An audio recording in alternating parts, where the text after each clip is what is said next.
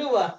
Golus, no, we pray and then we also offer prasadam to Umachi and take the prasadam, right? But you know what is on April 14th?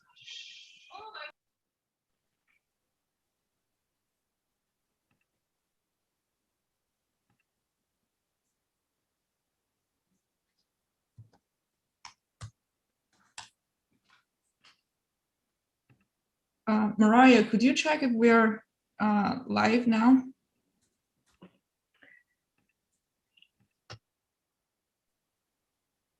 Oh, no. Can you guys hear me? Yes. Okay, all right, I'm back. Apparently my laptop is not like too smart. I have to just focus on Zoom. I just like went away to check my YouTube channel for 1 hot second. We are live. That's awesome.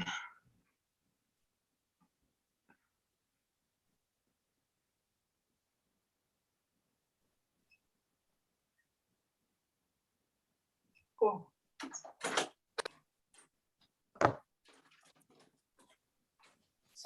Hey, sorry.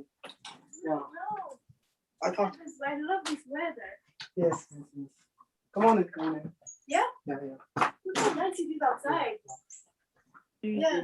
Uh, Yeah. I know. It's gonna handle that.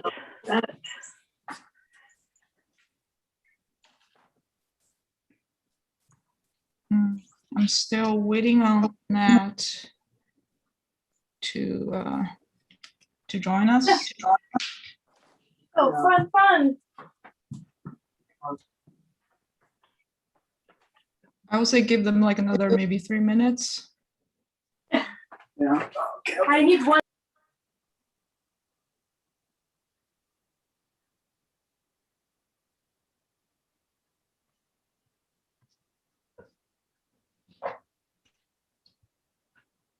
So we are live on YouTube. If you're planning on watching this, Are We There Yet? Free virtual comedy showcase, you're at the right place. Stick around, the show is about to start. Hooray!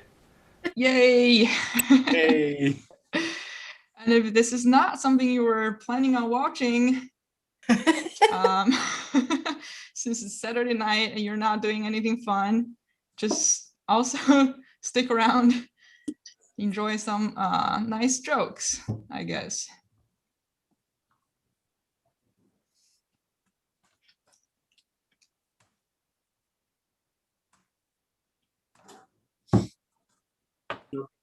You dropped something? We have I'm some, trying to imagine someone stumbling into this room. Is that possible? Eunice Zoom? Yeah, because like in-person comedy, it happens fairly often that people are at a comedy show that don't realize they're at a comedy show, and they're very quickly trying to not be at a comedy show. Yeah, that's right. I did a show once where the sound system broke, so we weren't using a microphone, and someone was just trying to do crowd work, and someone at the bar just thought that they were being harassed by some random guy yelling. Jeez. All right, I'm gonna put the lineup here in the chat. There we go. Oh no, I was just messaging Grace. Gotta send it to everyone. There we go.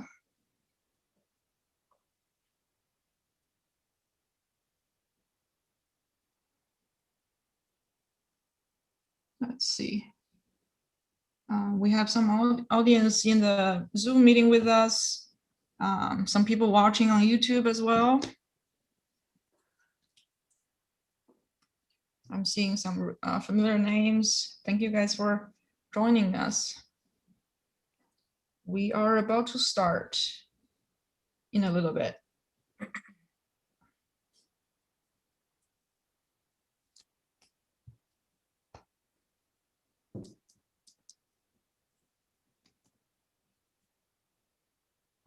How's everyone doing on this really fun Saturday night? Are you all excited? Yes. Better than I'm Netflix. really no? excited. I have a question. Do you want us to mute during the sets or should we like laugh? Oh no, don't mute. Definitely laugh. Okay. Yeah. Feedback is definitely welcome and appreciated.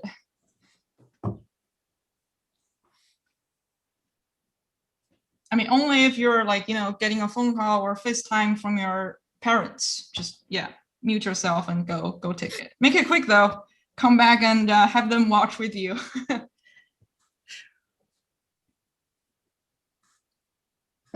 Oh, we have more people joining now. Great.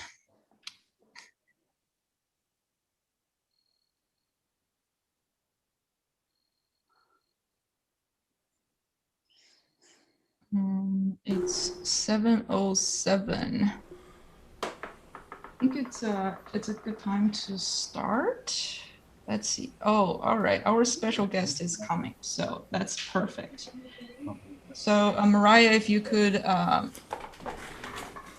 keep admitting people from the waiting room, and that would be great, and we can get the show started. As you can see, I made a really nice slides for this virtual show. Just gotta love it. Keep making slides. Is that for your set, or did you speculate and interpret what kind of slides we were going to need for our sets? Oh, this is for everyone. I did include some slides for my opening act, but it's not gonna take too long. All right. Let's get started. Welcome, everyone. Welcome to Are We There Yet? Free virtual comedy showcase featuring great comedians all over the Triangle area and within the Duke community. We are very excited to present a really fun night for everyone. And we are currently on live on YouTube. Let's get started.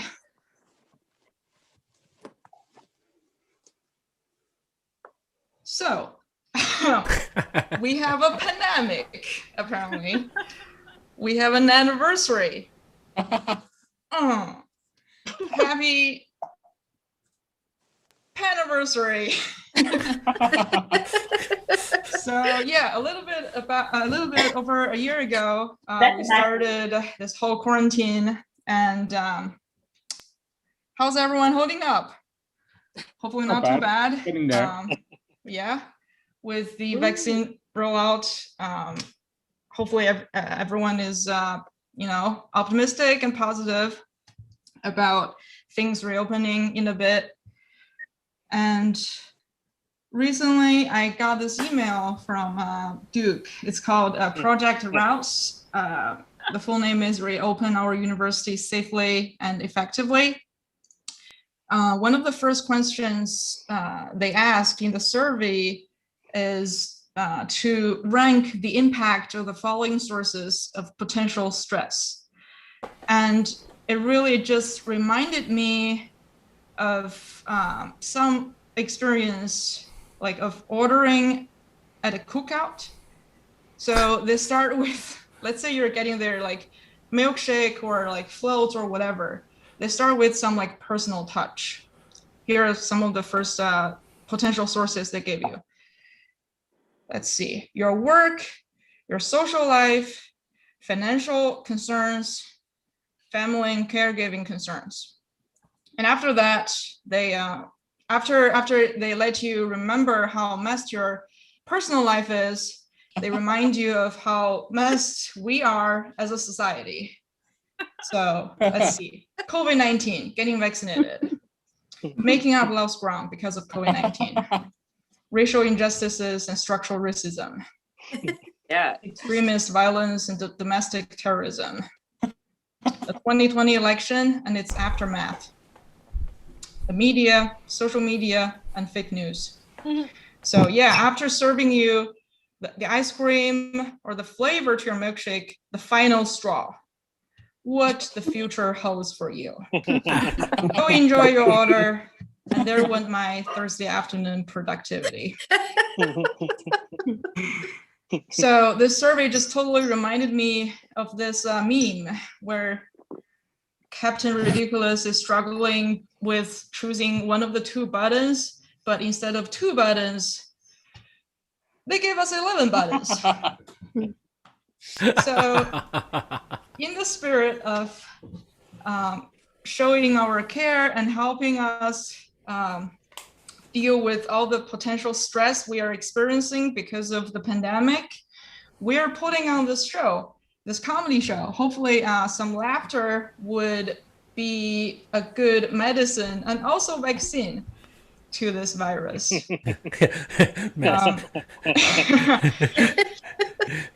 right, next slide. All right. So I just want to say, if you did a little bit of research before this show is presented to you by the mysterious Duke Postdoc Comedy Club.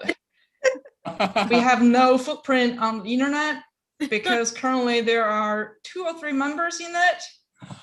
But if you're interested, please join us and we can get a snowball rolling. Yeah, I know that's a bad joke. Talking in North Carolina, we don't get that much snow every year, but yeah, you know what I'm talking about. So this event is sponsored by the Duke Office of Research, Duke Grad School, and the Division of Student Affairs. I just want to thank our sponsors, and we have prepared for you an awesome lineup with comedians from the Triangle area, including the Duke community. They're all like really talented folks that I personally know. So I'm sure you're in for a treat. Let's see. Your first performer tonight, Grace. There are some bullet point I asked for. So like Grace perform, you can find them perform drag with the House of Cox, or like writing audio dramas with Artist Soapbox, or writing sketch comedy with Cahoots Comedy. Yeah. I know Grace from a virtual showcase we did a little bit earlier. I think it was like March last year. So that was when like quarantine first started. Everyone was really excited about doing virtual shows. And later I was lucky enough to collaborate with Grace again on the Cahoots Comedy group where we worked on some sketch comedy. Oh, I think I just forgot. That's my bad. As a host, yeah, I should lay out some housekeeping rules for tonight. So, audience, please don't mute yourself, because doing comedy online is really hard. It's very different from doing it in front of a real audience. So any feedback, laughs, and everything is really welcome and appreciated, because your comics need your validation totally. So don't mute yourself unless you're taking a phone call or FaceTiming with your families. But make it quick and come back and have them watch the show with you. Yeah, I think got that out of the way. And also important tip, stay hydrated. So have some water around or a drink or two. Yeah, that's me, just all about caring about people's mental health and physical health. Yeah, all right. So without further ado, let's welcome to the stage your first performer tonight, Tori Grace Nichols.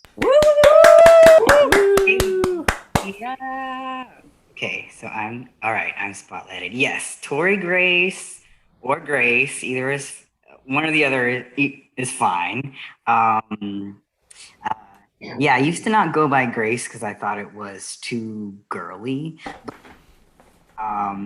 Have been on testosterone for about 3 years now, and I feel most comfortable being super genderqueer. So I love going by Grace at this moment. So Tori Grace or Grace is great.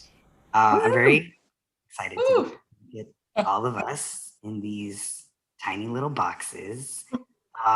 Please, I hope that all of this passes very soon so that we can share space and I can know that you're real people.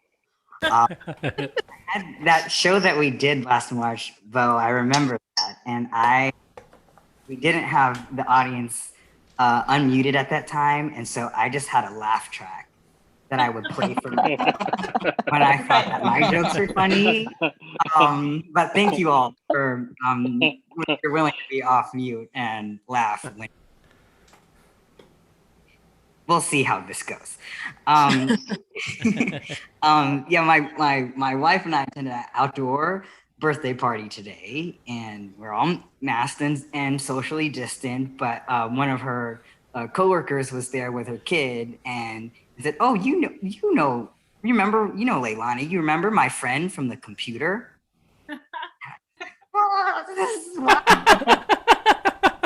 Is that where we live now? That's what it feels like. It really messes with the brain. Although every time I'm sent to a Zoom breakout room, I do feel like we have mastered teleportation. But I feel like that is a very small delight compared to like the rest of the pandemic. And I think that y'all are pretty lucky actually, because I was supposed to get my second dose of the vaccine today. But because the rollout system is so inefficient, we had just a random opportunity pop up 2 days ago. And so it was yesterday that I felt near death most of the day. And I'm glad for that. I feel like I would have made it work some kind of way, and it would have been really on brand for this whole pandemic situation, because y'all would have logged on and you were like, I need some laughs. Life is hard. I'm doing this whole post. I don't have that postdoc thingy thing. Wait, Bo, yes, thank you again for inviting me. I don't have a PhD, and I mean, I have a degree in music therapy from a liberal arts college. Yeah. But I don't have a PhD. But I am kind of confused because, like, I got the PhD and then there's more work after it. I'm just like, didn't you already get it? Like, I don't know. The post part, really. Is it like a JK? Like there's I hope about that going into the program. And then I feel like I think some of you are both part of the PhD program and in this comedy club, and joining the club, some of you like, this is what joy is like. Maybe you feel that in your PhD program too. I hope you do. And if you're finding joy in other places that maybe didn't spend hundreds of thousands of dollars in, that's okay. Still got that. Well, my wife, so enjoy your journey. My wife got her PhD and now works in finance. So go wherever your path leads you.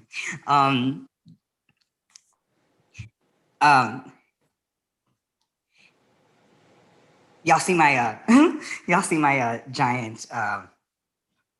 giant bloodstone ring here. Sometimes Yes. Yeah.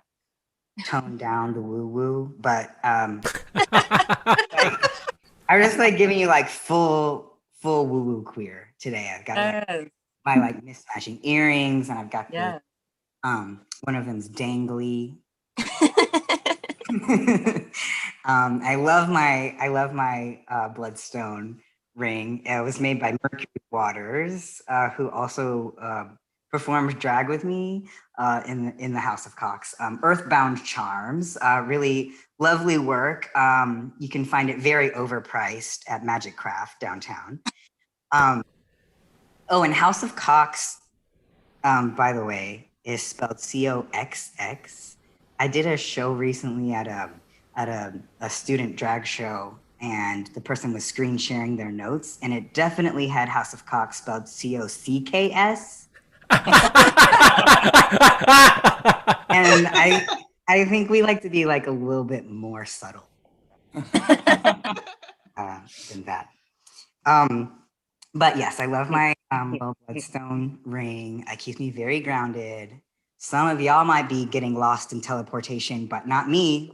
I know exactly where I am supposed to be, where I'm going. So I'm giving you full woo-woo queer, full ethnic today too. I can't really see you. I'm wearing this shirt here. It has a bunch of like traditional like Filipino patterns all over it. It's like a little bit, but I'm a growing genderqueer, so I'm not worried about that. It has like this pattern here in particular that I love. When the Spaniards colonized the Philippines, they called us the pintados, or the painted people, because we just had like tattoos like all over our bodies. And this design in particular, I have seen a lot on people's butt cheeks. We're a very intense people. And but I think maybe also a little bit too hospitable, because we've been colonized a lot. We did kill Magellan though, so I'm very proud of that fact. I just imagine Lapu Lapu being like, kiss my tattooed butt or whatever, and just like, not with these cheeks, and then murdered him. I'm happy about that. So I do hope. Oh, you know what? Oh yeah. So I'm adopted from the Philippines. So I believe we are a very hospitable people. But a lot of what I know of the Philippines is kind of speculated or researched, because I am adopted. So I don't speak Tagalog, but I do really like speaking in a Filipino accent. Is one thing I have learned. I did try to learn Tagalog, but people just laughed at me, not in a good way. And I saw a meme the other day that said, "Oh, I love your Filipino accent. Say something else." And so then this was like spelled out, but this is how it was said: was COVID vaccine. I hope everybody get their COVID vaccine, which I do hope. And wow, I do think I was trying to tell a joke about getting the COVID vaccine a while ago. I'm pretty sure I have ADHD, so it's not official, but I think. Oh yes, it was about like y'all logging in and hoping to get some laughs, but it would have been very on brand for this whole pandemic situation, because I would have just been like lying on the floor, like shaking. Get your vaccine.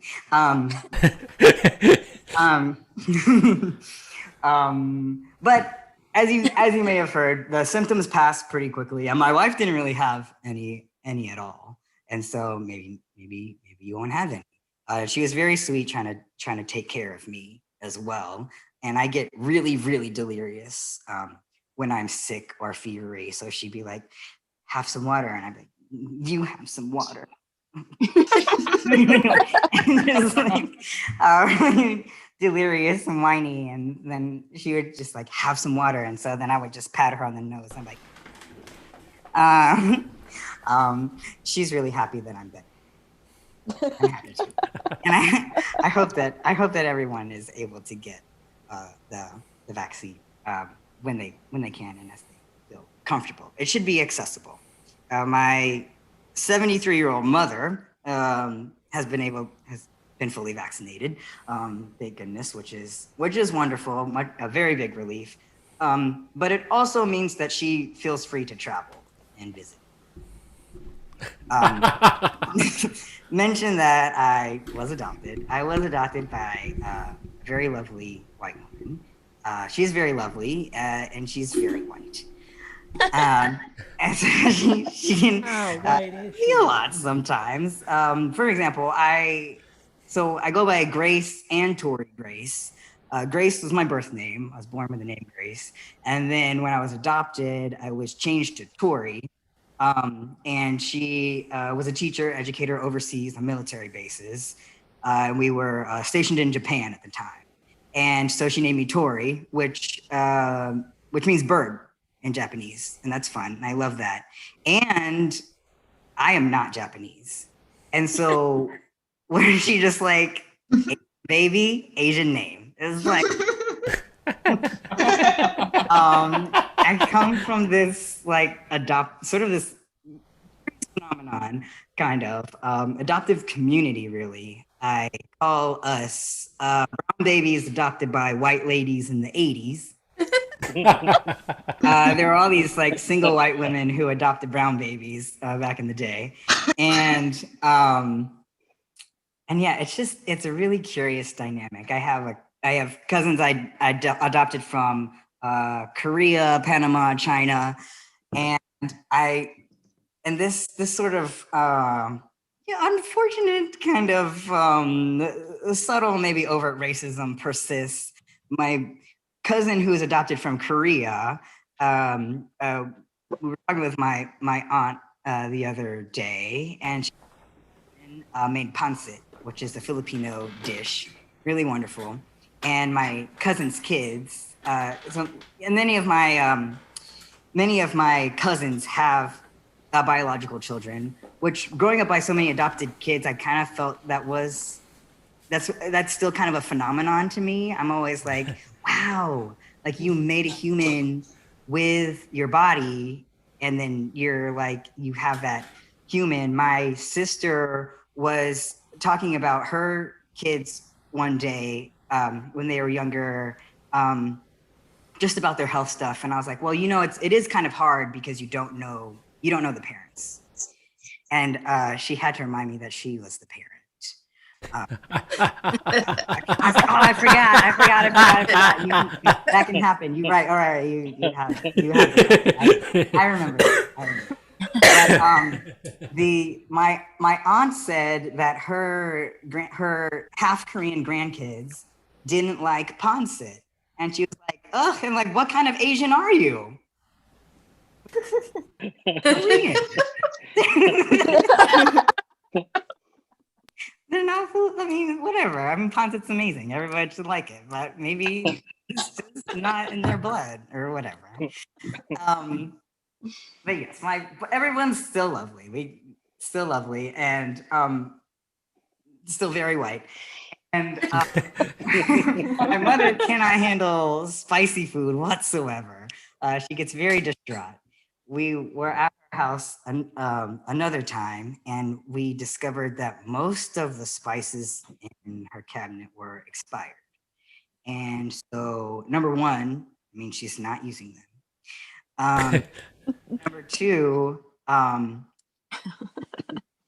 she was saying that we could still use them. When we were like, no, I don't think we can use them, her response was, well, no one's gonna die. And we were like, well, I don't think fatality is the issue. I think that maybe the food won't taste good. And so we think that she can't handle spice, but I think that maybe she's just confusing flavor for spice. She can't handle a lot. How am I doing on time, though?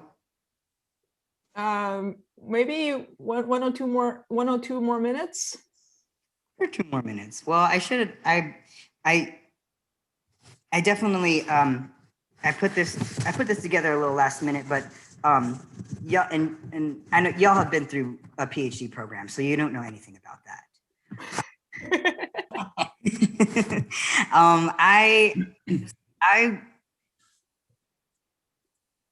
I will just say Okay, I have one more joke I'll try to fit in, and then I'll close, which is that before finally landing a vaccine appointment, I tried to get through at Walgreens and finally got through. I did the website trying to, the standard protocol is like be able to be at your computer for 30 hours, refreshing, or stay on the phone for also 30 hours, which it did. And I finally got through, and there was a customer service person who was like extra saccharine, just like, we can see if there is anything available. So she went through the process, but it was clear that she simply put in my information to the computer, and then it gave the same response that there's no appointments available. And I realized, like, being on T, my voice I used to sing like mezzo soprano, like super high. I have no idea what my voice part is now. But on the phone, you can see in real life, and on the phone, I get kind of nervous talking to people. And I think that sometimes I just sound like an old man, just like, well, hold on. Well, wait a minute now. Let me. But I know I sound like that, but I can still use a computer, and old people can still use computers too. But I was kind of irritated at first, but then I thought about this person being customer service at Walgreens. And I think she could tell that I was frustrated and disappointed, but she was still like, well, feel free to call back at any time and we can see if there are any appointments available.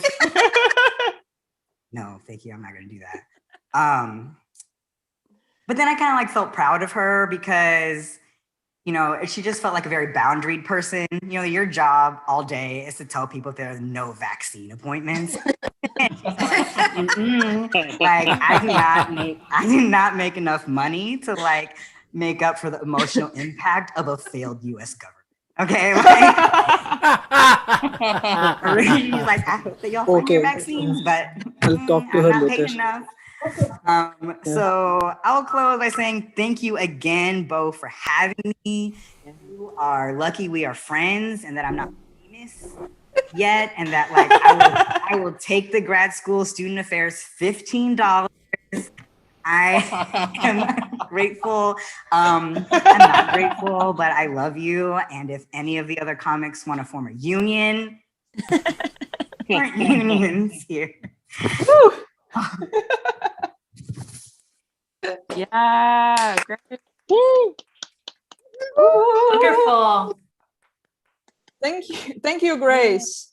Let's give it up again for Grace for their awesome performance. Yay, Grace. Nice set, Grace. Oh man, yeah, just like Grace said, it's like getting a PhD is it's weird, right? Like you think you're done after getting it. Just kidding. There you go. You got to do a postdoc. I got my vaccine about a week ago as well. My arm like really hurt a lot. It's terrible. I know some people like don't really feel it, but for me it was so hard that I couldn't really lift it to like get changed even. And then I was thinking like, why is that? So then I remember like how the nurses, they're really nice just to try to, like cheer you up a little bit and like do some like small talks before they stab you. So my nurse asked me if I was a graduate student, and like jokingly, I just said, hey, I already got my PhD. I'm already a doctor, so show some respect. I think that's why my arm hurt that much. It all makes sense now. And I forgot to say this at the beginning of the show. So the comedians also left their Venmo information with us, and we're gonna either me or Mariah, who is our live director tonight, are gonna put their Venmo information in the chat box. So if you folks are enjoying their performance or like feeling really generous, please tip them, because a lot of folks can use it now during quarantine, this really difficult time. And I'm gonna share my screen again and introduce our next comedian.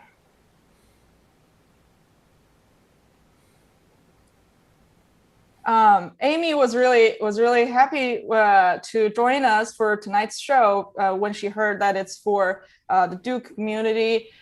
She's no stranger to the world of academia. She married into it. Her husband, David, is a professor at the University of North Carolina at Chapel Hill, where they currently live, which I need to comment a little bit. Amy, you really got to know your audience. You shouldn't have mentioned that David is a professor at UNC. Come on. Amy started doing stand-up comedy a little bit over 3 years ago, and she has performed with Eyes Up Here Comedy, and she hosted the chocolate-covered comedy showcase in Chapel Hill, which is also one of the first shows that I performed on when I first moved here. And Amy insisted on saying that this is her first time performing for an audience since the pandemic began. So she asks you to pardon her if she's a little rusty, but I'm sure she's going to be awesome.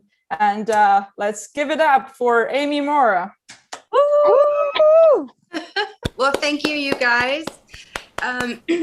So I'm cool with this whole virtual comedy thing, but I really can't wait to do live comedy shows again as soon as it's safe enough to do so, because COVID has given us so much new material to work with.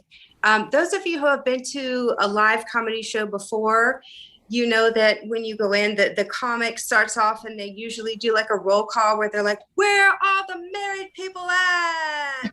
Where are my millennials? You guys make some noise. And it's going to be completely different now. When you go to a comedy show now, it's going to be like, where are my Moderna people at, you guys? Yeah. Family.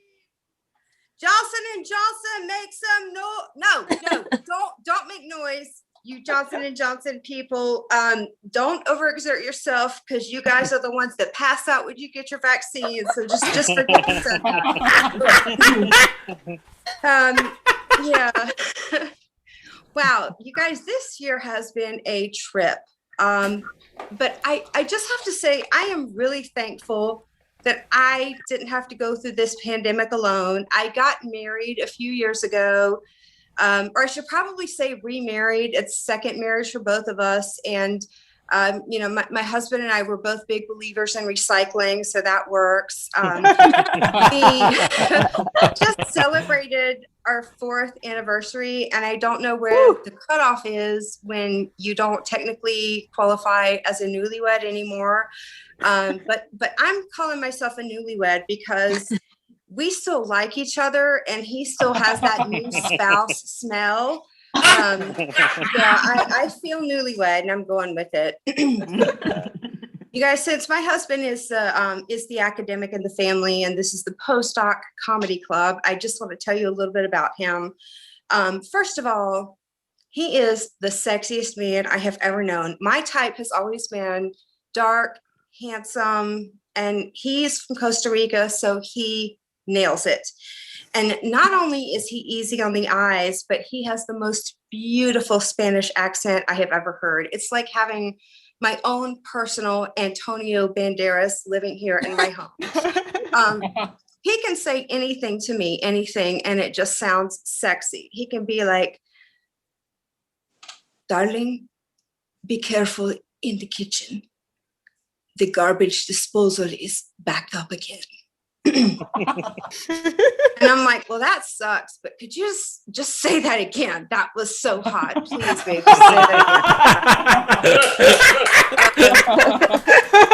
again. And he's not just sexy, he's also a romantic. Like I'll be at home and he'll be out running errands, and he'll just call me up out of the blue, and he'll say things like, my love, mi amor, tell me, what is it you need right now the most? Is it strength? Is it gentleness? And I'm like, honey, we've already talked about this. Just get the Food Lion brand of toilet paper. It'll be fine. I promise you.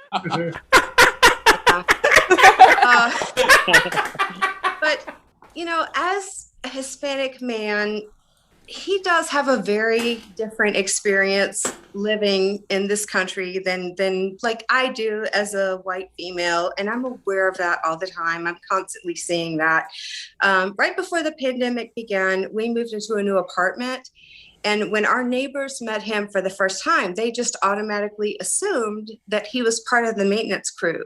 So they would come up to him and they would ask him to change their light bulbs and fix their jammed mailboxes and stuff. And my husband, you guys, is the nicest person in the world. So he wouldn't correct them. He would just go and fix their stuff. And now our apartment complex makes him carry a pager, and they got him a shirt with his name embroidered on it.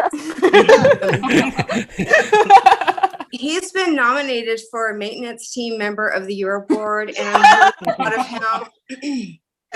Yeah, but he's learned a lot from those guys on the maintenance crew, and those guys are amazing. They can fix anything in your apartment, I'm going to tell you. And the secret is they carry a big bucket of white paint with them everywhere they go. So like if you have mold and mildew on your ceiling, they'll come in and they'll just paint over it until you don't see it anymore.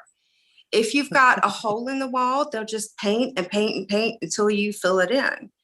If you have a cockroach infestation, don't call pest control. You just paint over the cockroaches. They might run from you at first, but you have to chase them down, and you just paint them, and it adds some texture to your apartment. And, we were talking about that the other day and thinking about how nice it would be if you could solve any problem that easily. Like no matter what life throws at you, you could just get that can of white paint out and boom, fix it. And my husband said, I'm always getting stopped by the police for no apparent reason. Give me that white paint, and I'm just going to see if I can fix this right now. We'll let you guys know how that works out. But, since the pandemic began, we both have stayed home. We've stayed pretty, devoted to quarantine. We both can work from home, and we both have health conditions that put us at higher risk. So we've taken it pretty seriously. And I want to say kudos to everyone else out there who's done that same thing, because we have been the ones who have really been working the hardest to limit the spread of COVID. So good for you guys. It is a big sacrifice, and it's not easy to do that. So props if you have been in quarantine this whole time. But now that we are getting vaccinated and we're starting to make our way back out into the world, I'm worried about it because I think we're going to scare people a little bit. Most of us are almost completely feral at this point. I have this fear that people are going to look at it as like a mass invasion of Kardashians just all coming at them at once. And, think about it. We've all got freakishly long hair that's 2 different colors. We all have very poor social skills now. And all of our butts have grown disproportionately larger than the rest of our bodies. So let's talk about this butt situation. I don't know about you guys, but I put on the quarantine 15 and probably then some. So, now I'm trying to think about a plan to lose the weight and get back into shape. And several years ago, I did the Nutrisystem plan, and I'm thinking about doing it again. And you may not know this, but you don't have to pay all the money to join the Nutrisystem plan. There is a medical term for the diet, and you could look it up online. It's called starvation, and it's very effective, at least for the short term. It can help you get that weight off.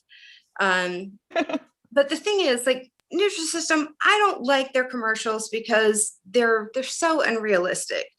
They will show you some beautiful, thin woman playing volleyball on a beach, and then they'll like zoom in to give you her testimonial, and she's like, "Hi guys, my name is Angie, and I'm a 28-year-old full-time mom of 3 young boys, and they keep me on my toes, so I don't have time to let my weight slow me down. Thanks to Nutrisystem, I got my bikini body back."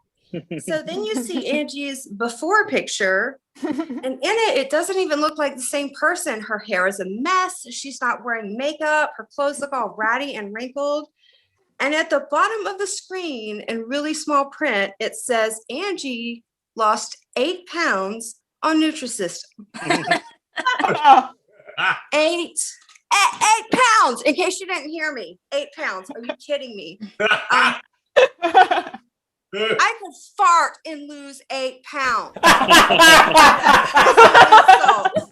Angie did not have a weight problem, and she didn't need Nutrisystem. She needed to take a shower, do her laundry, put on some lipstick, and fart.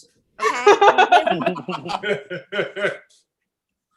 And if Nutrisystem really wanted me back as a customer, they should start using spokespeople that I can relate to. Like, just imagine this.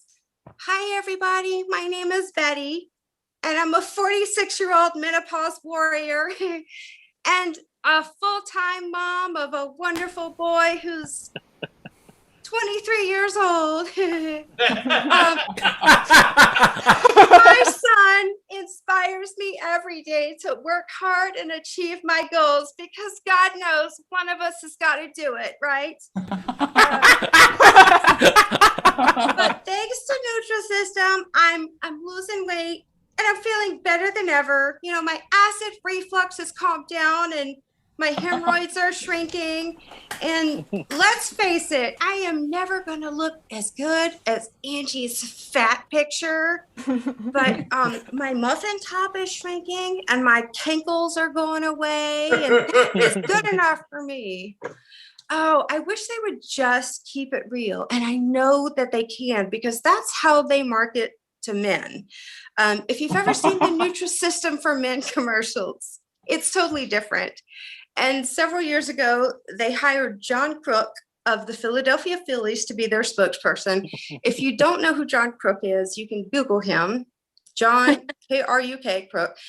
He kind of has this reputation for being like a real life Homer Simpson. He's like this obnoxious slob. And so they did Nutrisystem commercials with him as a spokesperson. And this is no joke. This is a real commercial. He's like, thanks to Nutrisystem, my wife says I'm not as disgusting as I used to be. And that blows my mind. Like, that is what motivation looks like for men. I can't believe it. But then they put like his before picture up on the screen next to him, and he's like, oh, look at that beer gut. That's gone now. Haha. I mean, wow, it's unbelievable. But I kind of wish that they would just push it a little bit further and let him say what he, really wants to say, and say something like, I'm John, and thanks to Nutrisystem, I can finally see my junk again. Yay!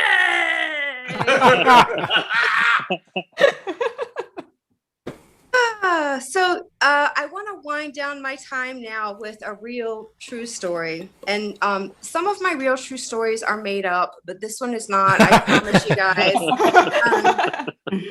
I want to tell you guys about one really good thing that has happened to me throughout this pandemic, and it is that I have checked off an item on my bucket list. All my life, I have been looking for a 4-leaf clover, and I've never been able to find one until just recently. But where we live now, there's clover everywhere. So one day I was out walking the dogs, and one of my dogs decided to just stop in a patch of clover and do her business. And I pulled the little baggie out and was reaching down, and I look, and right there is a 4-leaf clover. Yes, and I have it to show to you guys. Take a look. Can you see this? It's a real, Yes. honest to God 4-leaf clover.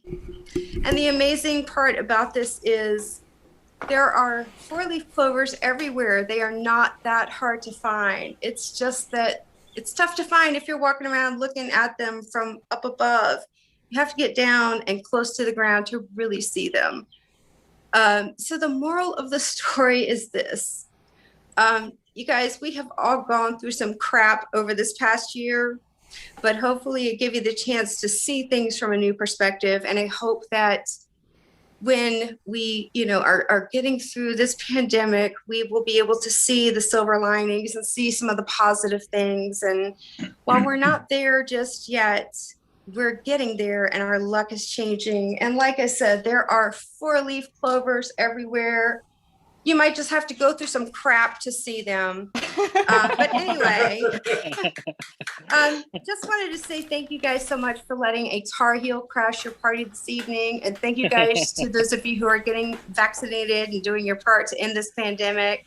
Thank you, Bo, for putting this show together and letting us come together and laugh this evening. And I will give it back to you now. And thank you guys. Have a great evening. Yay, Amy. Thank you, Amy. Let's give it up for Amy again. Awesome set. It's so relatable, everything. I find it like really hard to, I'm really excited about like things gonna get like reopened and everything in a little while. Really excited, but also super nervous. Because I remember when quarantine first started, I was, like being sarcastic and joking on Facebook saying my biggest fear is that quarantine never ends and the world will never know what a social butterfly I could have become.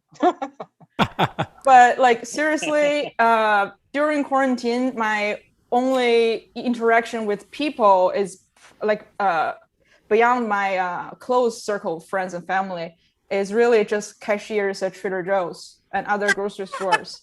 And I have to just give a big shout out to them. They are really the pillars of our society.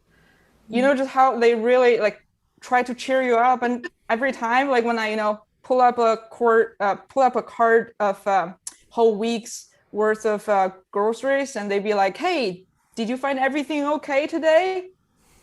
And I'm like, "No, but you're not my therapist. I do not want to talk about it." And as they like slowly scan through all my stuff, they are still trying to keep the conversation going. Like, "Hey, what are you looking forward to today?" And I'm like, "Nothing." Like for people who know me, I'm more of a deeper conversationalist, I would say. Like whenever I first come to know someone, I just want to, come to the deep questions. Like, do you agree that gender is a social construct? Yeah. Where is the end of the universe?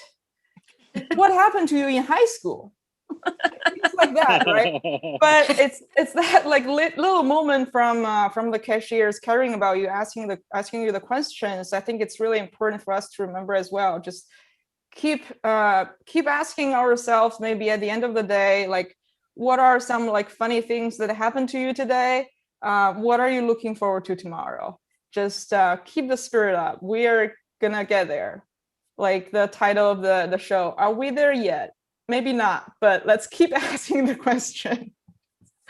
All right, so I'm gonna introduce your next comic for tonight. And your next comic has a really impressive resume. Really regretting sending you that whole bio right now at this point, Bo. Not realize you were just going to take that word for word. I'm gonna read through it. Let's see. Your next comic, Josh. He has performed in various comedy shows and festivals, and he co-founded and co-produced the Franklin Street Comedy Festival in 2019. And in 2014, he went on tour in Australia, and also played the comedy rooms of Melbourne and Sydney, and got to work with Julia Wilson and the fabulous Adam Richard and Dave Thornton. They're real famous. We haven't heard of them, but they're super famous. Don't Google it. Just trust me. They are fabulous and hilarious. And more locally, Josh is really involved in the Triangle area comedy scene. He's hosted the beloved weekly luxury open mic at Zog's since 2014. And now it's back online. I think it's still happening every Tuesday. Correct me if I'm wrong. Yeah, Josh. most Tuesdays. Most Tuesdays, right? Whenever, yeah. And Whenever I'm not too sad. and Josh also performs at the People's Improv Theater, The Pit, in downtown Chapel Hill. He has performed with the famous Sean Patton, Ducey Sloan, Eddie Brill, and Dave Stone.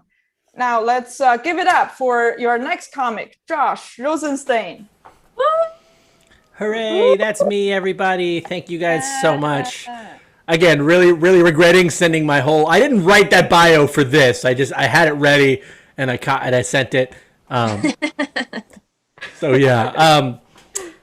Thanks for letting me be here. It's so fun to be here amongst these very smart and talented people and all of these PhDs. Fantastic work. But I don't know if I qualify. I mean, I went to grad school. We have Duke PhDs here. I went to UNC for nonprofit management. So not quite the same. I don't know if I can join the club. So I studied nonprofit management, but it was in the School of Government, and a lot of our classes, like the degree I got was an MPA, which is like a public sector, like an MBA for people who aren't greedy. Take that, MBAs, you just got roasted. Yeah, take that on your pile of money while I'm sitting here buying groceries with pennies. But anyway, it was a weird time to study, public institutions during the Trump years. Like, I had this class on basic institutions of government, and the professor's like, so how it works, or how it's supposed to work, how it used to work. Christ, because he was exploding the government and our institutions. You remember the Trump years? I'm still, wow, the world's a weird place. That was grad school. I'm going to grab the guitar and get a lot more interesting in a moment. I don't do a lot of current event stuff, but did you see this report that came out recently where the royal family and the British government were just like, we've researched it, and the royal family is certifiably not racist? What? No, hold on. This is like this family, the royal family. Remember from Britain? Remember imperialism? This is like this is the single most successful racist family. More so than the Trumps, more so than anyone in the clans. Like, this family did the most, like, active racism as far as, like, taking away agency from people of color. Literally, in the 19th century, there was nowhere in the earth that the sun didn't set on this family's fucking racism. Okay. Got over with that, and I didn't mean to say the F word. I deeply apologize for it. I will return the $15.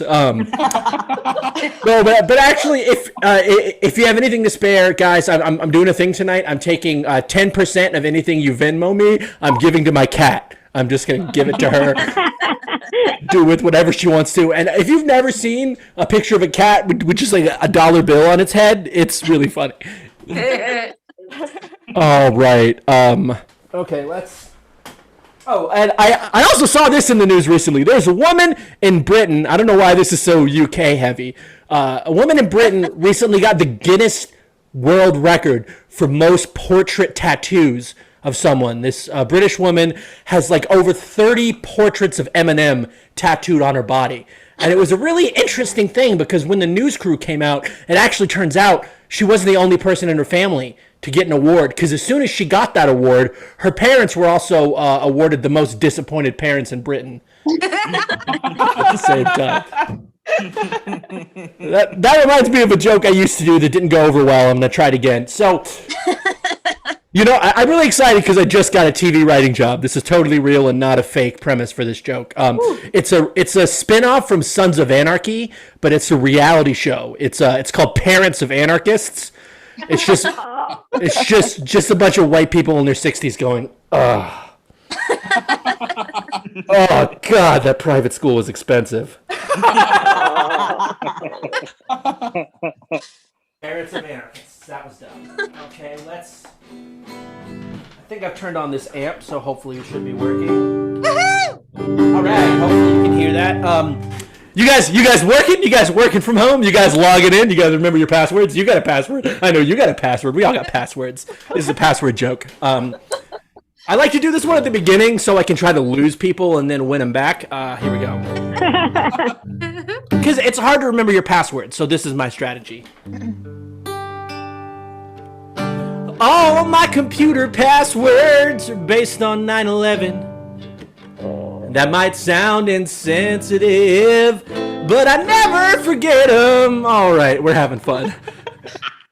Are we brave enough to laugh at that? A lot of us aren't in this room. Okay, that's totally fine. My deepest apologies for that one. Here we go. This one's this is just a dumb song, which could describe most of my comedic endeavors for the last many years.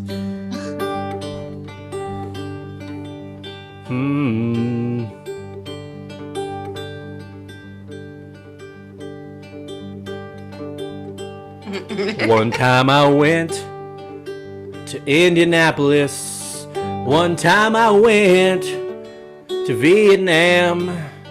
Them the only two places I've ever been to, except the town where I was born.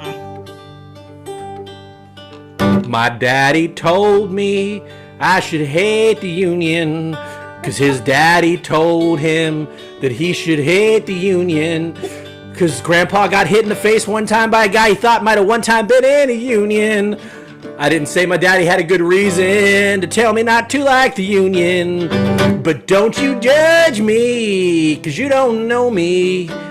You don't know a single friggin' thing about me. You don't look like your name is Judy. And the only one that I'll let judge me is Judy. Judge Judy from TV. Screw you. That's dumb. Okay, let me do one more joke without the guitar. Do you see that keyboard back there? I'm not going to use it, but I'm just going to reference it.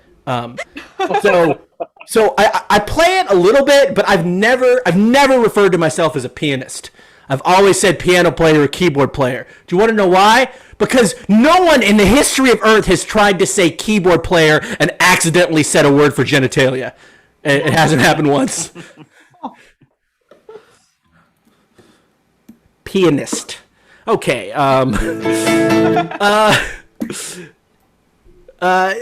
You ever worry about having that moment where you get really serious with your partner and you're like, okay, tell me everything that you're really into sexually, and you're just really hoping that they don't just turn around and look at you and go, infrastructure? Okay, bringing out some of the weirder ones tonight. Not sure why. Here we go. This one, this song, I actually was inspired by living in Asheville with weird people who own ferrets, and nonprofit law class that I took in graduate school, where I learned something about the search functions on the Secretary of State's website. Let me check my time here. Sorry, I have my little phone going. Oh, I've done more time than I thought I had. All right, here we go.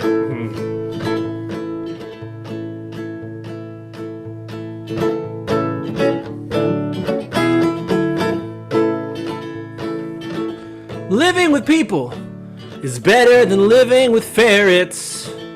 Living with people, it's much better than living with ferrets, in my experience. See, people won't scratch on the bathroom door when you wake up in the middle of the night to take a poop and accidentally scare that business right out of you. Now, people won't do that, but ferrets will do that. In my life, that's happened 17 times with a ferret, and only one time with a person. It happened to be the person that owned the ferret.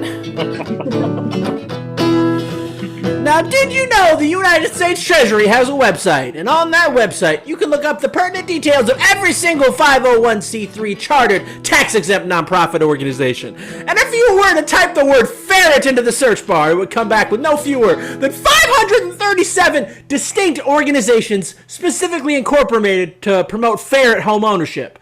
Oh. Not like ferrets owning homes, like people who own homes having ferrets in those homes. I think ferrets should pay their taxes. Take that, ferrets. All right, that's dumb. Deep apologies for having exposed you all to all of that. I think I might have started my time. Where do you have me on time, Bo? I wasn't timing you, Josh. Nice. No one has. No, okay, let me. I want to pull out this slide guitar. You see, I come from a long line of white people who wanted to seem more interesting by getting into the blues. It's not a long line. It's me and my father. So I'm gonna play this slide guitar a little bit. Have you guys heard this riff before in some way, shape, or form or fashion? Does this sound familiar?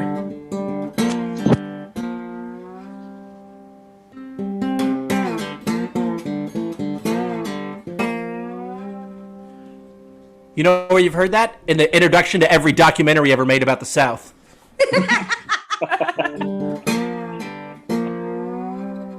There'll be like a factory with its windows on fire. Like a old blind dog running down a country road. Whose dog is that? And then it'll go up and the narration will come in. You'll hear. This part of Harlan County has been impoverished since 1974. I'm coming for you, Ken Burns. And the that's so dumb. There's a lot of other things you can do with this type of music, though. I'm trying to get into TV, you know, because like I worked on a few seasons of SpongeBob SquarePants. I don't know if my work is familiar to you.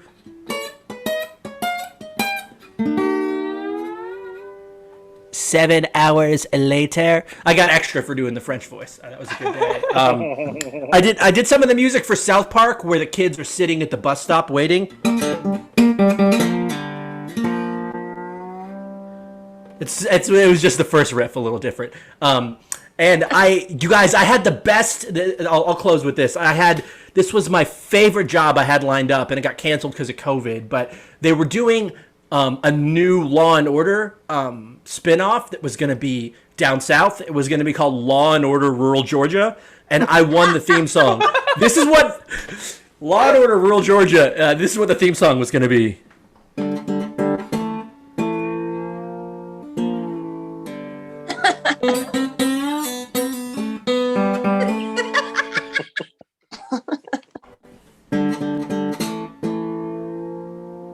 Which, in closing, Law and Order has no business having a theme song that's that funky for how graphic that program is. You hear that intro and you're like, bow, bow, bow, bow, bow, bow, bow. I wonder what kind of funky time I'm in for. Oh, a whole family's dead. Oh man. Thanks, Dick Wolf. You were named properly. Wow, I was not planning to end this set roasting Dick Wolf, but you know what? I didn't work in the entertainment industry to begin with. Thank you so much, Bo. Thank you so much to everyone who's hanging out with us, listening to us tell our dumb jokes to try to get through another day. Bye! Woo! Thank you, Josh. Let's give it up for Josh. It's so cool what you can do with a guitar and just like all the musical instruments. I have one of them as well. I got this ukulele like 5 years ago. I think I was trying to just teach myself. And when quarantine first started, I was like, silver lining. I gotta, pick up a new hobby. And I guess I learned a lot about myself too. It's just really not my thing. Just can't do it. And one of my neighbors was playing piano as well, I think, and another one playing saxophone and not going anywhere either. And I think we, the three of us, could totally just start a band of some sort. Like our first album, I've already thought about the name of it. It's just like nothing's working, but no one cares. Something like that, and the band name could be like They Should Really Give Up. I don't know. No, Boma and the Give Ups. That's a better one. Thanks, Josh. Oh, the good old times. Really miss that. I remember the last show that I performed on was actually the one that Josh hosted at the Pit. It was like on March the 6th. Oh, that's right. Yes, it was a Friday, like a week before working from home started.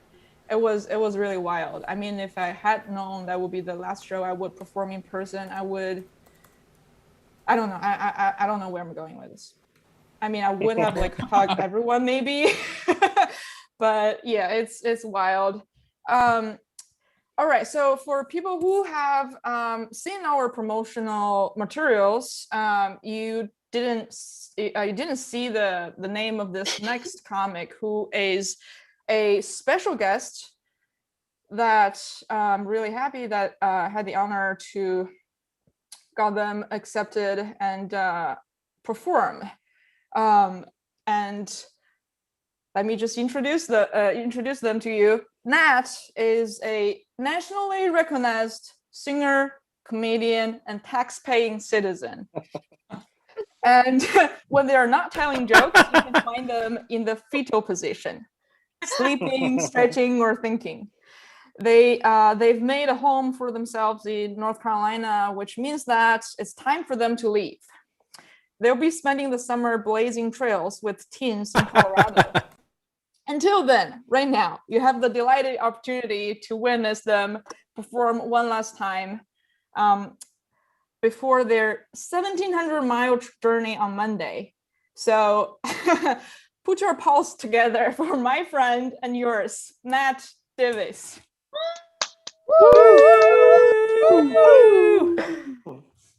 Oh, that's funny to hear.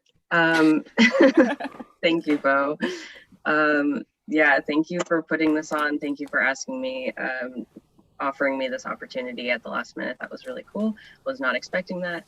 That also meant that I had to whip up a set real quick, which I wasn't expecting. So what's up, y'all? Haven't done virtual comedy like for a year or whatever, you know. So this is fun. We're having fun. Raise your hand if you're having a good time. Just like feel the room. We're having fun. Okay, cool. Woo! Verdict, the poll says we're having fun. Okay, cool. Yeah, so talking about lots of things. Let's see, postdoc,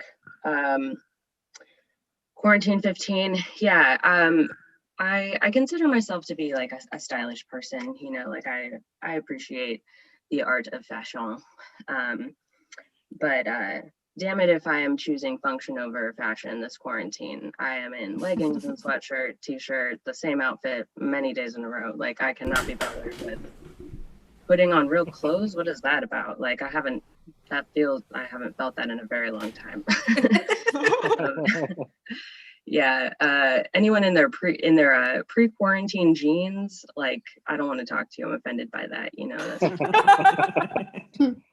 not cool. And jeans, it's such a cruel and unusual punishment.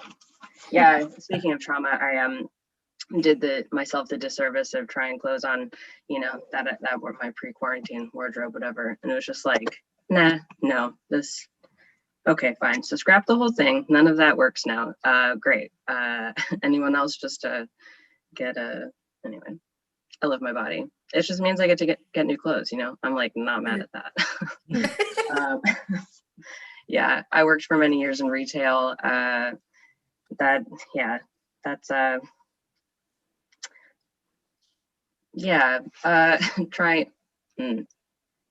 Selling, like, okay, so as an anti-capitalist, right, like it's tough to like have to sell oneself, you know. Anyone else on the job search? Anyone else like looking for a job? No, everyone's happily employed. Cool. Me too. Yeah, just thinking about like what you have to pretend that you're okay doing, like to get a job or whatever, where you're just like, yeah, I like doing these things. Like, sure, I'm super passionate about this. Just to get a job, it's like I just need a job. So, you know, it's like I don't even like want money. I just like have to have money to operate in the society. But, you know, sure, I'll be a nanny. Like, yeah, I'll watch your shitty kid and pretend that that's okay. Yeah. My life's passion to watch the child that you bore that you don't want to hang out with. Cool. Yeah, sure, I'll be a barista. I love working with entitled and ungrateful white people. Yeah, wake up at 4:30 to do it. Wow, sign me up. Yeah, I'll work retail. I love selling clothes that I can't afford and feeling a deep-seated sense of inadequacy as I try to convince you that you need it. Yeah, no, I could put myself through that. Like, no, I'll consent to my dehumanization by participating in the system. Yeah, no, cool. Oh, $9 an hour. Yep, great. No, that's just enough. That's just all that I needed. That's great, cool. No, yeah, I don't need to know what it feels like to like thrive. That's cool. Capitalism thrives in a scarcity mindset.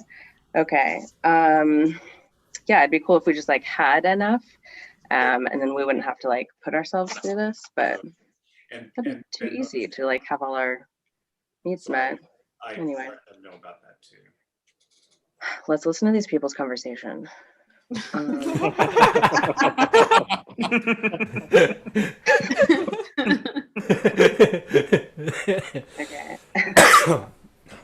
Yeah, I'm a procrastinator. I don't really like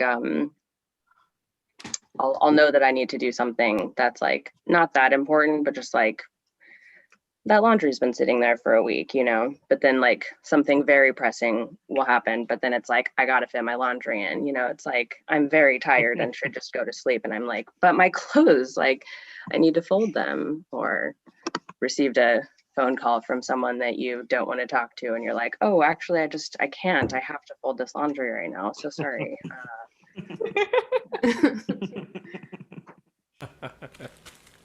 Taxes. I'm a tax-paying citizen. I'm also earning taxes. Yeah, North Carolina State, they agreed to refund me $0 this year, so that was pretty cool. It's like, are you sure? Can you spare it? Is that I don't want to. That's so generous. Yeah, no. If you're good with that, then yeah, sure, I'll take it. Every little bit helps, you know. I'm fine, y'all. Speaking of like fashion and, you know, clothes and stuff, I was flipping through a Vogue recently, twiddling my thumbs, and yeah, I noticed that their like mission statement kind of changed since other times. Like Slash, I've never really like seen that they had a mission statement. Or like now all of a sudden they're like activists, and so it's like, you know, we insist on integrity and respect, and you know, our work is community, or like we strive to live sustainably. Our work matters. Like they're taking accountability that way, you know. It's like, yes, Vogue, your work does matter as one of the top pollutants, and you know, the fashion industry is polluting the environment and also people's self-esteem and like considerations of their bodies and what they have to get, and also like keeping up with times and seasons. And it's like, what, I have to buy this again? I just got this. Sustainability. What? Like, just like when they're like obviously lying. Respect and inclusivity, it's like whatever. Finding something that's just like trendy and putting their stamp on it. It's just like, no, we care. We've cared this whole time. No, we're good. We really care. I worked at a department store that was like, yeah, we sold $1 billion this year, y'all. Like, way to go. You know, we sold $1 billion fucking worth of. They're like, our goal next year is $2 billion. Like, you don't just like double $1 billion. That just seems, I don't know. I don't know how that shit works. I don't care. I wasn't making any money at that job that made $1 billion. So I don't know. Like, anyway. Don't you hate it when you like need to poop but can't poop? You know what I mean? Like when you're like constipated. Anybody else? No one knows what that feels like. Yeah, it's just like you have to be somewhere, but you like can't work this out. You know what I mean? It's like it's just inconvenient, you know, like the inconvenience of it all, where you're just like, are you in or are you out? Like, I got places to be. Like, what's going on? You're like, your work meeting started an hour ago and you're just like, I'm sorry I'm late, I couldn't poop. I'm like,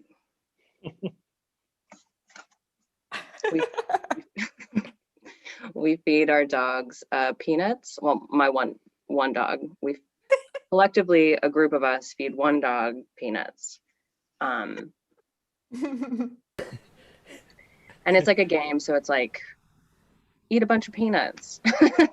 So then she doesn't always like chew them or whatever, right? So she's like swallowing whole peanuts. And so then when she poops, they're just like full peanuts still coming out, and it's like clumped together like a payday bar.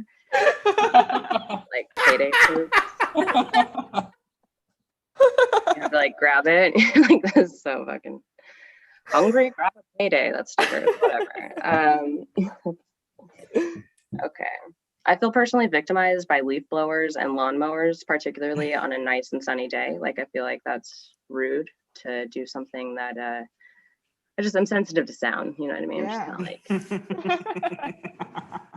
it'd be nice if we could like enjoy the day. Also though, these birds, let me tell you, birds and the bees are out. It's spring. They're just like pattering on the roof. I'm like, that's cool. I'm yelling at each other, squawking back and forth. It's like, cool, y'all are having a time. Friend was telling me that their friend of a friend, mutual, I do know them, whatever. They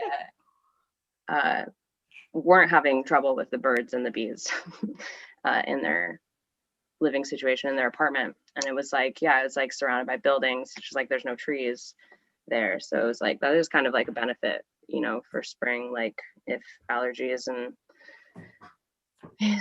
birds and bees. All right, that's a really weird way to end this set. I'm gonna awkwardly go. Oh man. Thanks, Nat. Thanks for stopping by. Let's give it up for Nat Davis again. Woo, yeah, Nat. Thanks, Oh y'all. man. Just like Nat, I'm also obsessed with my dog's poop. Just like any other dog owners, right? It's really we all know it. Well, I have to mention this first because Amy told me that I have to tell this to the whole world. It's a good joke. It's a great information that everyone needs to know. Yes. Yeah. So during quarantine, I adopted a dog. I'm really lucky that I got her. She's a 2-year-old pit bull, and I named her Muffin. And the reason why I named her Muffin is because of this stereotype of Asian people eating dogs. So I named her after something that I would eat. All right, back to Muffin's poop. I'm really obsessed with it. So Muffin and I were just like walking around the other day, having the best time of our lives. and she pooped, which is like, you know, one of the many purposes of her walks. And I picked it up. So like imagine I was like one of my hands was like holding onto her leash, and the other holding, you know, just a bag of dog poop. And one of my neighbors was driving, and she was letting us to go across the street first. So in order to like just show my, you know, like appreciation for her gesture, I waved at her, but I used the hand that has the bag of dog poo. So I waved to my neighbor with a bag of shit. Oh, I really need to relearn my manners, because like, you know, everything is gonna reopen. We're eventually gonna go back to the world, interacting with everyone. Yeah, working on that. All right, let's see who our next comic is. Our next comic is a great friend of mine, and the best way to describe him, I guess, would be his like Twitter profile. Yutian is a PhD parentheses permanently head damage, a PhD scientist whose science career isn't quite working out, and he's trying his luck in comedy as he moves from the most underpaid job to the second most underpaid job.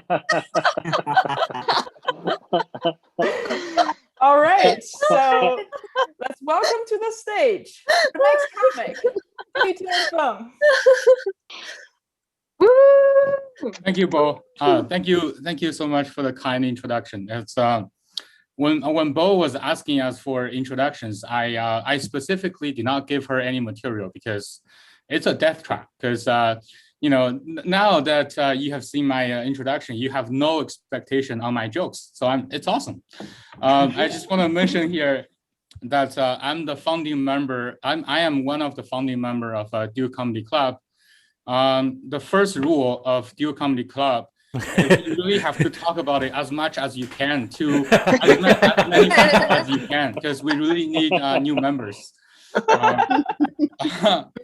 I'm Yu Tian. By the way, I'm Yu Tian fan. I'm a postdoc at Duke. So if you don't know what it means to do a postdoc, please find out and let me know, because I have no idea. Grace was talking about this at the beginning of the show, what it means to do a postdoc. I mean, Grace's guess is as good as my guess. So please find out. This one time I was trying to explain what it means to do a postdoc to an undergrad, to a college kid. So he asked, are you still working on your PhD? I said, I already got my PhD. That's why it's called a postdoc. It's not a pre-doc. And then he said, well, aren't you supposed to be a professor somewhere running your own lab and teaching people? I was like, this kid. So I just ended up saying, it's not supposed to work like that. We're supposed to do a few years of training before we move on to that. And then that kid sensed the awkwardness in that room. So he said, well, at least you're not going out of med school with $100,000 of student debt. So we started laughing, ha ha ha. But I actually do have $100,000 student debt, so that's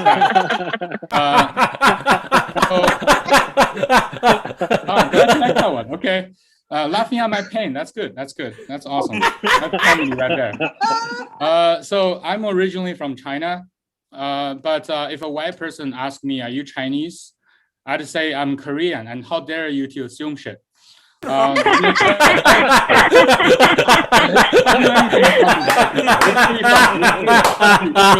really fun.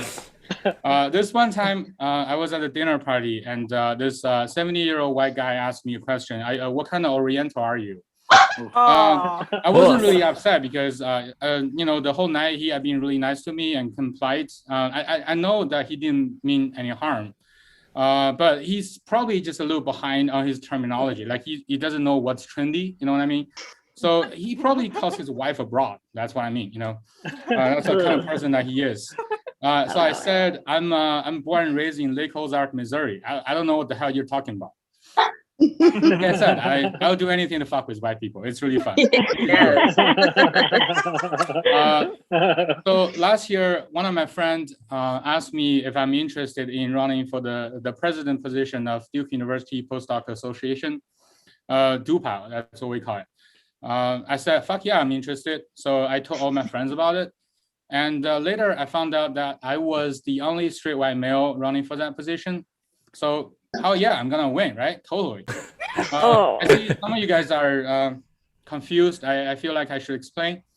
I identify as a straight white male because apparently that's the only way to get elected in this country. So I have to do it. I'm not just saying that though. Among us straight white males, we have a lot in common. We all have a thing for Asian women, just can't handle that shit. We all have this one white guy friend, just can't shut up about the trip to Thailand, how he could get an Asian girlfriend. Shut the fuck up, Kyle. You're being creepy right now, Don't do that. Bo, how am I doing on time? I'm not timing you, dude. All right. I'm asking because I thought I should start talking about my research at the last 2 minutes. Because I just feel like I go slowly when I talk about my research, So I think it's been a year. Oh my God, can you believe it's been a year since the pandemic? So last year around this time, it was the first time I got my first ever stimulus check. I still remember after I got my stimulus check, I was going to Costco for grocery shopping, and Costco had a big promotional sale at right at the entrance, right? A flat screen TV for $1,200. I was wondering to myself, wow, what are the chances? I just happen to have $1,200 in my pocket. You know, that's gotta be a coincidence, right? So I kept moving because it took a lot of willpower to keep moving from that, and I ended up getting a Apple Watch. So I'm one of those people who enjoy talking to Siri when I'm bored. It's really fun. You should try to do it. Because Siri is also a white person, so fuck with them. It started with something really disgusting, and it was fun until my wife found out that I was talking to Siri and I was asking Siri, "Who's your daddy?" It got weird. So not fun anymore. But when I have my Apple Watch, I really step up in my game.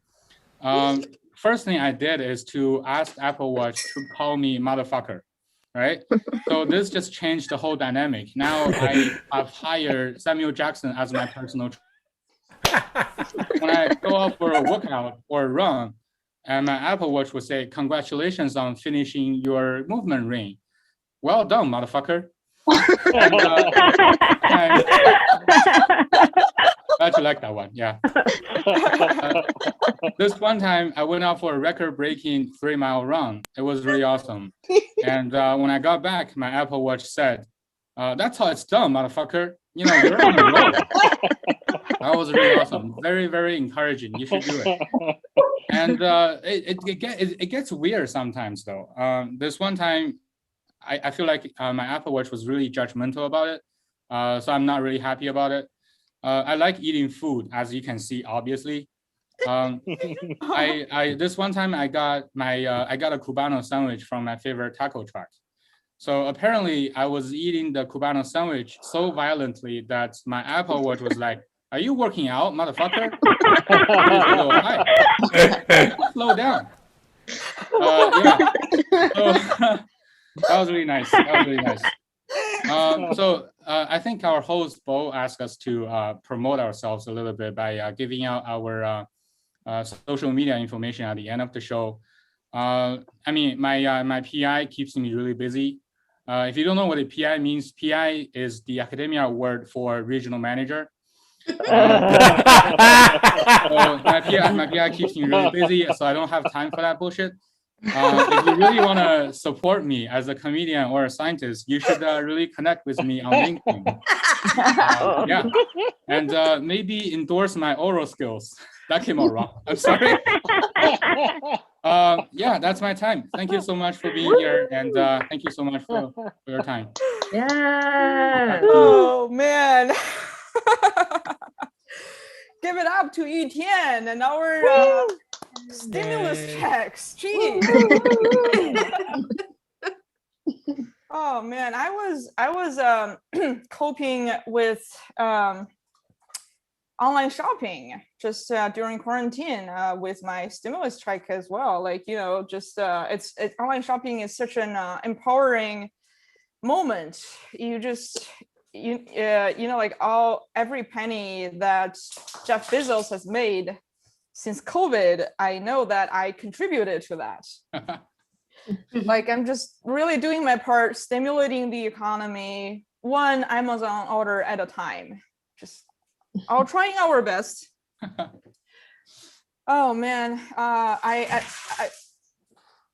ooh, if you heard that was Muffin. Is it Muffin? Yeah. Yes. I don't know what happened, but she's scared. She was probably wondering, like, what part of that stimulus check was spent on her. Everybody. Oh man. Yeah. So let's see. We are approaching the end of our show tonight, and our next comic is the headliner of the show tonight, and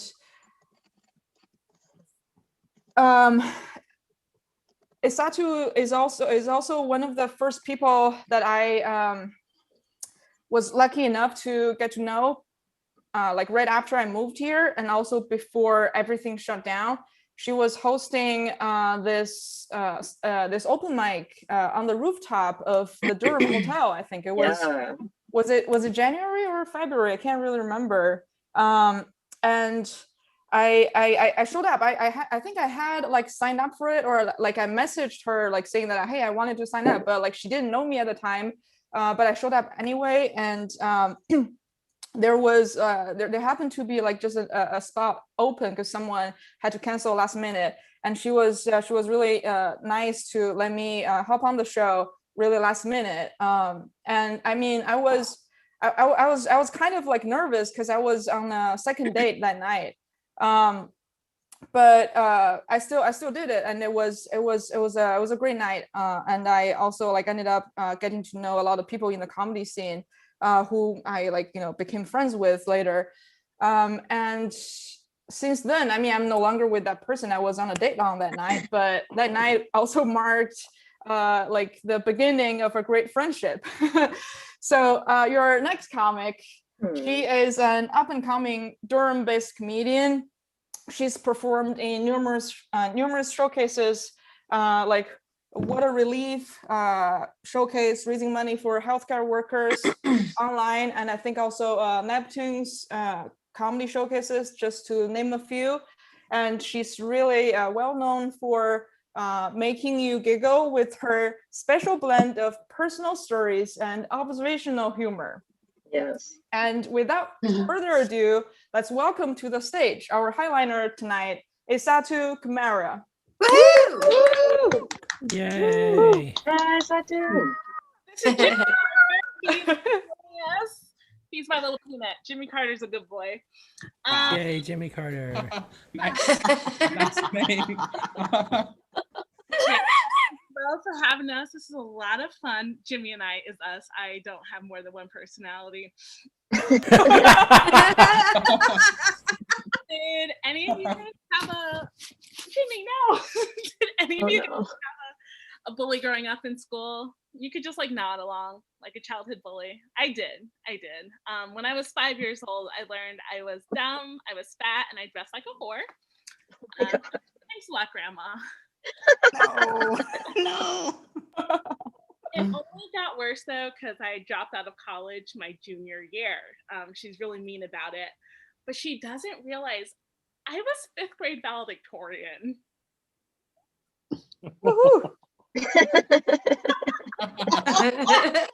Valedictorian, that's worth 100% of a degree at ECU. They're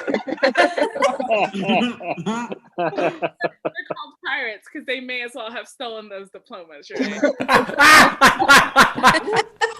Oh man. But after I dropped out of college, I spent about 2 years living with my mom. I wasn't working. I wasn't doing anything really. And I would go out and people would say, "What do you do for a living?" And I would say, "I'm a stay-at-home daughter." Does that mean you cook and clean? And I would say, no. I'm there to offer moral support, and someone has to change the adult diapers. Don't feel bad. Not my own. It's just easier when you're a stay-at-home daughter. For my mom's 50th birthday, she asked me, she was like, "I think I want to go skydiving. What do you think?" And I was like, "Fuck no!"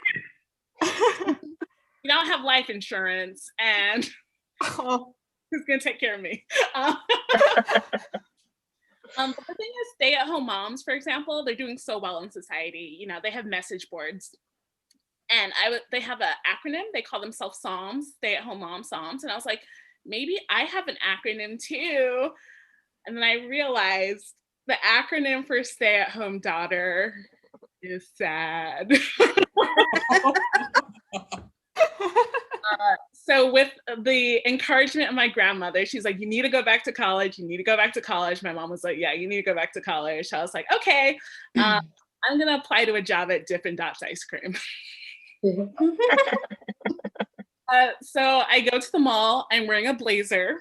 I go to the food court in my blazer. And this is the most intense interview of my life. the Dippin' Dots manager was like, "What's your 5-year plan?" And I was, not to be working at Dippin' Dots. Which was the wrong answer. Apparently, I was supposed to be like, "Oh, I want to connect all the little Dippin' Dots to CEO one day." I don't know why this interview was so hard. It's Dippin' Dots. They don't even sell ice cream. They sell ice cream crumbs. They didn't even have a storefront. Okay, this Dippin' Dots was in the mall, like kiosk. That's the trailer park of the mall. Yes. I finally realized though, Dippin' Dots, their logo, their slogan, it's ice cream of the future. They know something we don't know. Oh. Well, I still work at Dippin' Dots. Just kidding, they didn't hire me.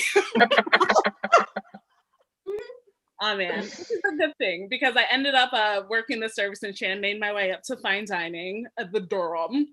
And I remember once a woman had steak free, she had some fries left over, and I went up to the table. I was like, "Ma'am, would you like me to box these fries for you?" And she said, "Oh no, honey, you can eat them." What? Yeah, I was big mad. I was like, this white lady is rude. So I took the fries back to the back where we go, and I tossed them right into my mouth. Because I am the cross between a possum and a raccoon. I'm gonna eat your garbage, and I'm gonna love it. And that's where coronavirus came from. It wasn't that. The thing is, when you work in fine dining, you realize like the line is very thin between pate and fancy feast. Very, very blurry line. But yes, as Go mentioned, I did host the mic on the rooftop at the hotel because I used to serve there in the restaurant. And we had this excellent cocktail. It was called the Durham. It had tawny port, Mount Gay rum. Oops, that was a spoiler. It had tawny port, Benedictine bitters, Mount Gay rum. So it was queer, brown, and super diverse, just like. So I decided I wanted to try some other cocktails around the triangle. So my first stop was Carrie. The Carrie was a glass of white Zinfandel. Oh my God. Ice on the side. And a splash of mango lassi. Just to spice it up. So my next stop on the tour de cocktail was the Carborough. But whatever I ordered, it was just kombucha. That's what you get in Carborough. So I finished the tour de cocktail in Chapel Hill. The Chapel Hill was a vanilla ice cream float over a brown ale. It's so white, and I think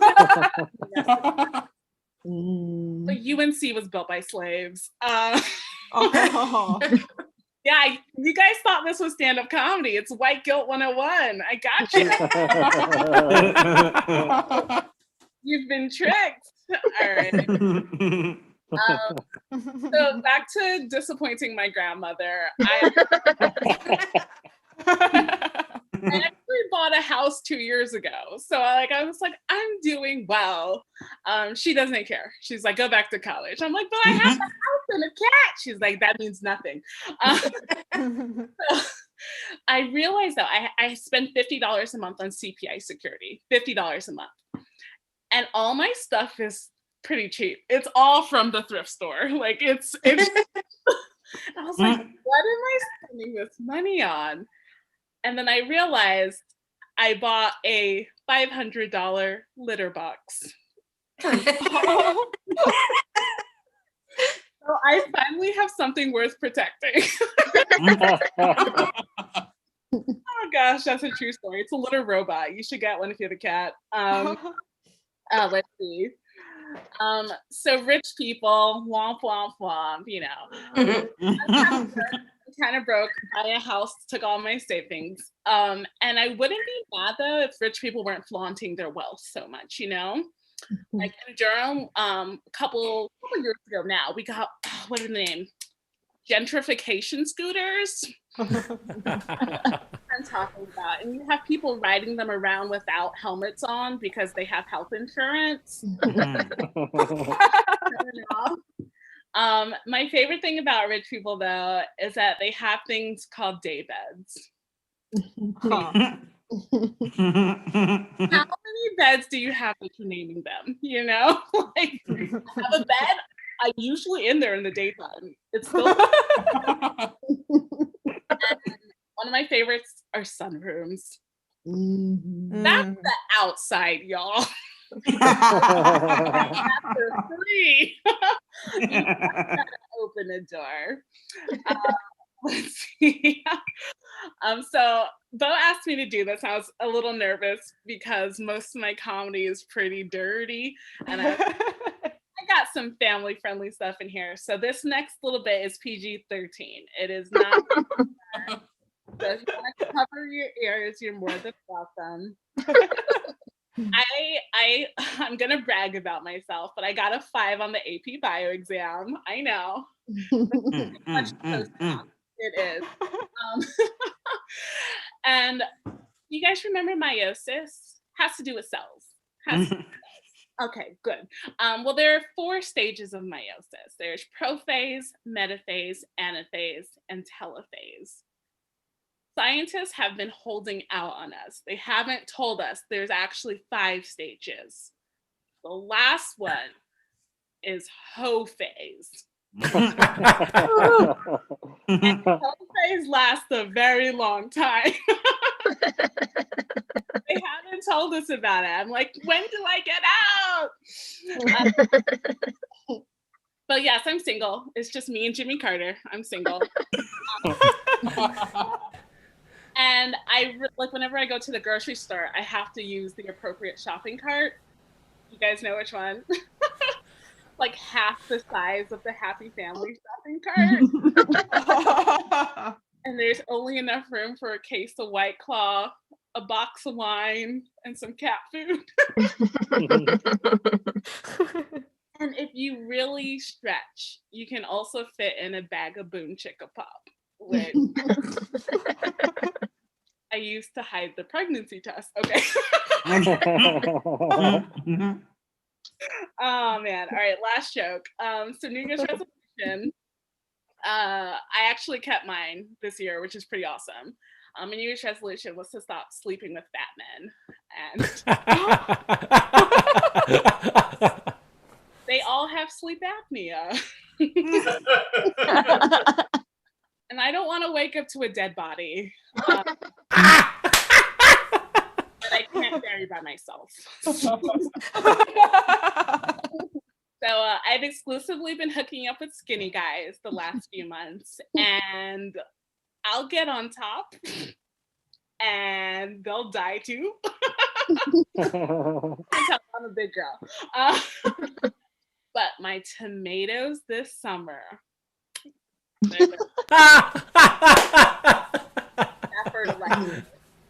All right. This has been awesome. Thank you both for inviting me. Thank you to all of the wonderful crowd of smart, intelligent doctor folks. You know, my grandma's going to be proud that I'm performing for you. Keep up with my college dropout self and Jimmy Carter. You can follow my Instagram. It's at ISawWho, ISAWWHO, and we'll become friends because I share way too much of my Instagram. Yeah, thank you so much, Bo. This has been so fun. Sorry it was short. I ran out of clean jokes.